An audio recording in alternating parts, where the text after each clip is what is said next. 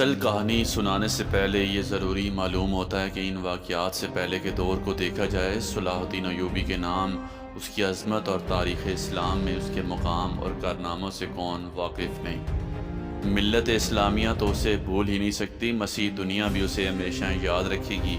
لہٰذا یہ ضرور نہیں ہوتا کہ صلاح الدین ایوبی کا شجرہ نسب تفصیل سے بیان کیا جائے۔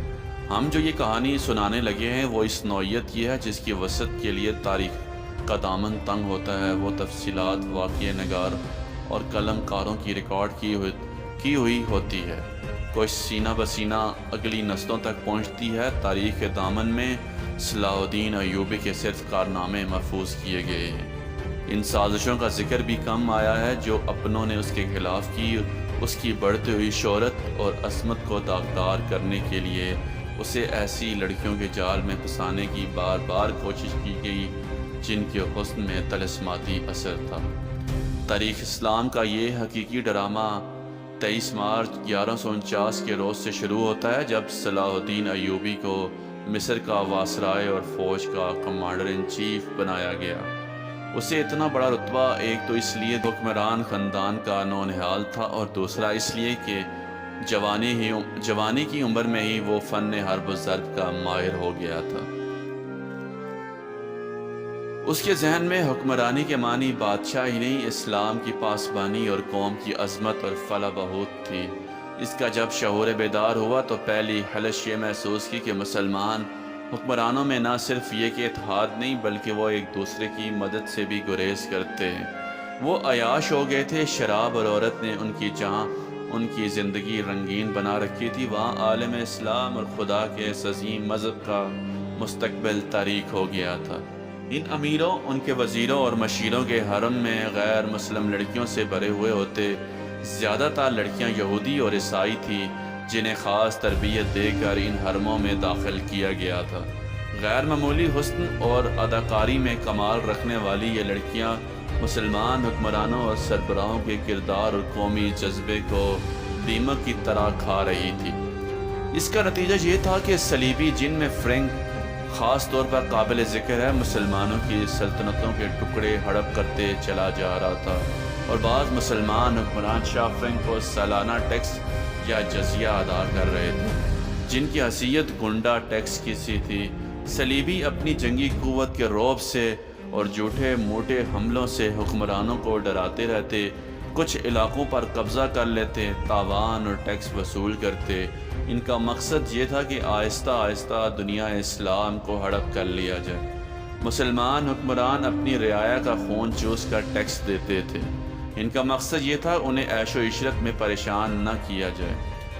فرقہ پرستی کے بیچ بھی بو دیے گئے تھے۔ ان میں سب سے زیادہ خطرناک فرقہ حسن بن صبا کا تھا جو صلاح الدین ایوبی کی جوانی سے 1 صدی پہلے معرض وجود میں آیا تھا۔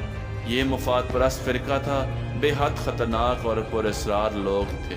اپنے آپ کو یہ فدائی کہلاتے تھے جو بعد میں حشیشن کے نام سے مشہور ہو گئے تھے کیونکہ وہ حشیش کے نام کی ایک نشہ آور شے سے دوسروں کو اپنے جال میں پھنساتے تھے۔ صلاح الدین ایوبی نے اپنے مدرسہ نظام الملک میں تعلیم حاصل کی۔ یاد رہے اس نظام الملک دنیا اسلام کی ایک سلطنت کے وزیر تھے۔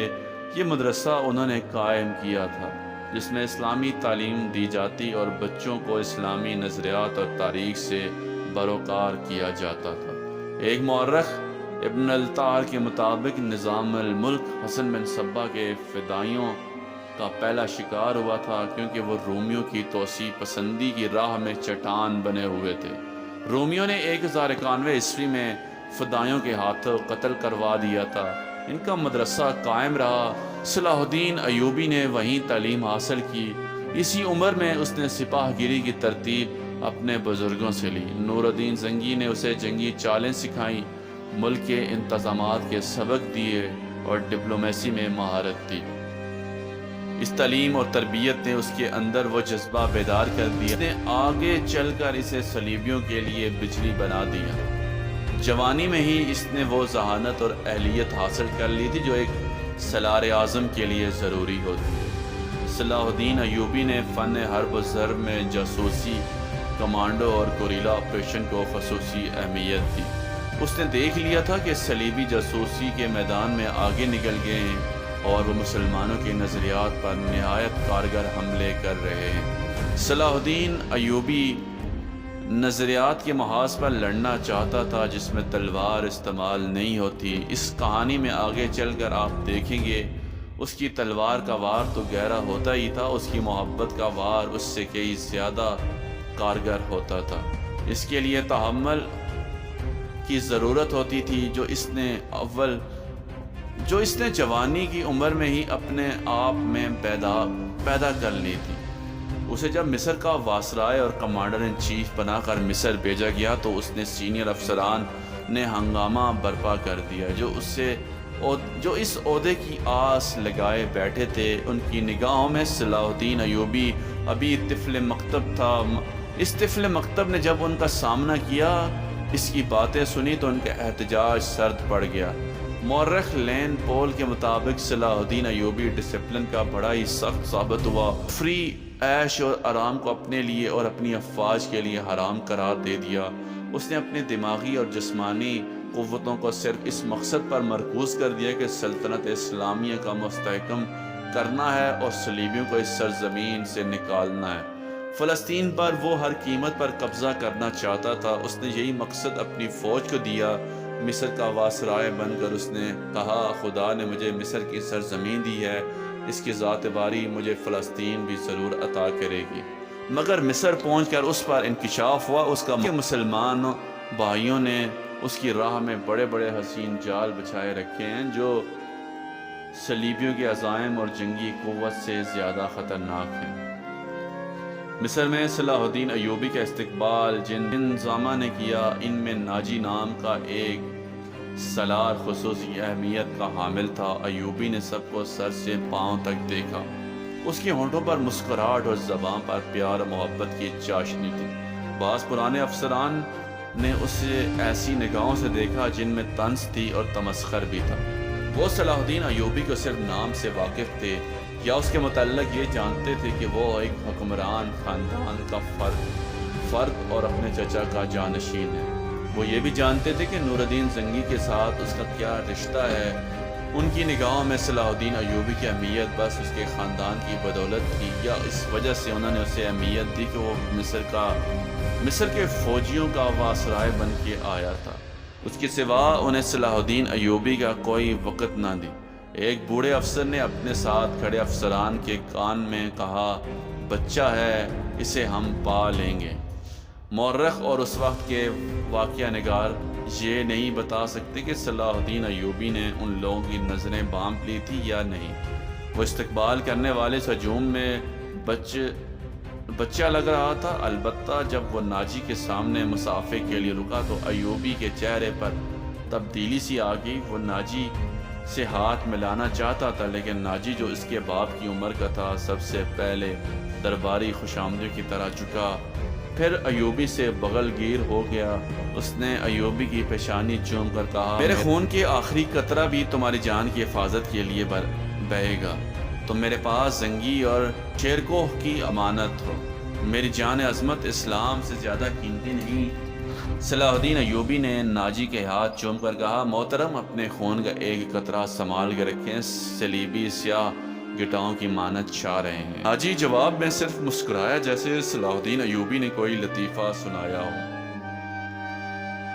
صلاح الدین ایوبی اس تجربے کار سالار کی مسکراہٹ کو غالباً نہیں سمجھ سکا۔ ناجی فاطمی خلافت کا پروردہ سالار تھا۔ وہ مصر میں باڈی گارڈز کا کمانڈر تھا جس کی نفری 50,000 تھی اور ساری کی ساری نفری سوڈانی تھی۔ یہ فوج اس دور کے جدید ہتھیاروں سے مسلح تھی۔ یہ فوج ناجی کا ہتھیار بن گئی تھی جس کے زور پر وہ بے تاج بادشاہ بنا بیٹھا تھا۔ وہ سازشوں اور مفاد پرستوں کا دور تھا۔ اسلامی دنیا کی مرکزیت ختم ہو چکی تھی۔ صلیبیوں کی بہت ہی نہایت دلکش تحریک کاریاں شروع ہو چکی تھی۔ زرپرستی اور طیش کا دور تھا۔ جس کے پاس ذرا سی بھی طاقت تھی وہ اسے اپنے اقتدار کے تحفظ کے لیے اور دولت سمیٹنے کے لیے استعمال کرتا تھا۔ سوڈانی باڈی گارڈز فوج کا کمانڈر ناجی مصر میں حکمرانوں اور دیگر سربراہوں کے لیے دہشت بنا ہوا تھا۔ خدا نے اسے اس سازش و ساز دماغ دیا تھا، اسے اس دور کا بادشاہ ساز کہا جاتا تھا، بنانے اور بگاڑنے میں خصوصی مہارت رکھتا تھا۔ اس نے صلاح الدین ایوبی کو دیکھا تو اس کے چہرے پر بالکل اسی طرح مسکراہٹ آ گئی جس طرح کمزور سی بھیڑ کو دیکھ کر بھیڑیے کے دانت نکل آتے ہیں۔ ایوبی اس زہر خندق کو نہ سمجھ سکا۔ اس کے لیے سب سے زیادہ اہم آدمی ناجی تھا، کیونکہ وہ 50,000 باڈی گارڈز کا کمانڈر تھا اور صلاح الدین ایوبی کو اس کی فوج کی ضرورت تھی۔ صلاح الدین ایوبی سے کہا گیا کہ حضور بڑی لمبی مسافت سے تشریف لائے ہیں، پہلے حرام کر لیں۔ اس نے کہا میرے سر پر جو دستار رکھ دی گئی ہے میں اس کے اہل نہ تھا، اس دستار نے میرے آرام اور میری نیند ختم کر دی ہے۔ کیا آپ حضرت مجھے اس چھت کے نیچے نہیں لے چلیں گے جہاں میرے فرائض میرا انتظار کر رہے ہیں؟ کیا حضور کام سے پہلے طعام پسند نہیں فرمائیں گے؟ اس کے نائب نے پوچھا۔ صلاح الدین ایوبی نے کچھ سوچا اور ان کے ساتھ چل پڑا۔ لمبے تڑنگے قوی ہیکل باڈی گارڈز اس عمارت کے سامنے دو رویہ کھڑے تھے جس میں کھانے کے انتظامات کیا گیا تھا۔ ایوبی نے ان گارڈز کے قدبت ہتھیار دیکھے تو اس کے چہرے پر رونق آ گئی، مگر یہ رونق دروازے میں قدم رکھتے ہی غائب ہو گئی۔ وہاں 4 نوجوان لڑکیاں جن کے جسموں میں زید شکن لچک اور شانوں پر بکھرے ہوئے ریشمی بالوں میں قدرت کا حسن سمویا ہوا تھا، ہاتھوں میں پھولوں کی پتیوں سے بھری ہوئی خوشنما ٹوکریاں اٹھائے کھڑی تھی۔ انہوں نے صلاح الدین ایوبی کے رستے میں پتیاں بکھیرنا شروع کر دی اور اس کے ساتھ وف کے تال پر طاؤس اور ارباب اور شہنشاہوں کا مصور کن نغمہ ابھرا۔ ایوبی نے رستے میں پھولوں کی پتیاں دیکھ کر قدم پیچھے کر لیا۔ ناجی اور اس کے نائب اس کے دائیں اور بائیں تھے، وہ دونوں جھک گئے اور اسے آگے چلنے کی دعوت دی۔ یہ وہ انداز تھا جیسے مغل بادشاہوں نے ہندوستان میں راج کیا تھا۔ صلاح الدین ایوبی پھولوں کی پتیاں مسلنے نہیں آیا۔ ایوبی نے ایسی مسکراہٹ سے کہا جو ان لوگوں نے پہلے کم ہی کبھی کسی کے ہونٹوں پر دیکھی تھی۔ ہم حضور کے رستے میں آسمان سے تارے بھی نوچ کر بچھا سکتے ہیں۔ ناجی نے کہا اگر میری راہ میں کچھ بچھانا چاہتے ہو تو وہ ایک ہی چیز ہے جو میرے دل کو بہاتی ہے۔ صلاح الدین ایوبی نے کہا آپ حکم دیں۔ نائب نے کہا وہ کون سی چیز ہے؟ حضور کے دل کو بہاتی ہے صلیبیوں کی لاشیں، صلاح الدین ایوبی نے مسکرا کر کہا، مگر فوراً ہی اس کی مسکراہٹ غائب ہو گئی۔ اس کی آنکھوں سے شعلے نکلنے لگے۔ اس نے دھیمی آواز میں جس میں قہر و عتاب چھپا ہوا تھا، مسلمانوں کی زندگی پھولوں کی سیج نہیں، جانتے نہیں وہ صلیبی سلطنت اسلامیہ کو چوہوں کی طرح کھا رہی ہے، اور جانتے ہو کہ وہ کیوں کامیاب ہو رہے ہیں؟ صرف اس لیے کہ ہم نے پھولوں کی پتیوں پر چلنا شروع کر دیا ہے۔ ہم نے اپنی بچیوں کو ننگا کر کے ان کی عصمتیں رون ڈالی ہیں۔ میری نظریں فلسطین پر لگی ہوئی ہیں، تم میری راہ میں پھول بچھا کر مصر سے بھی اسلام کا پرچم اتار دینا چاہتے ہو۔ اس نے سب کو ایک نظر دیکھا اور دبے سے کہا اٹھا لو یہ پھول میرے رستے سے، میں ان پر اپنے قدم رکھنا تو میری روح کانٹوں سے چھلنی ہو جائے گی۔ ہٹا دو لڑکیوں کو میرے رستے سے، کہیں ایسا نہ ہو کہ میری تلوار ان کے اتنے دلکش سنہرے بالوں میں الجھ کر بیکار ہو جائے۔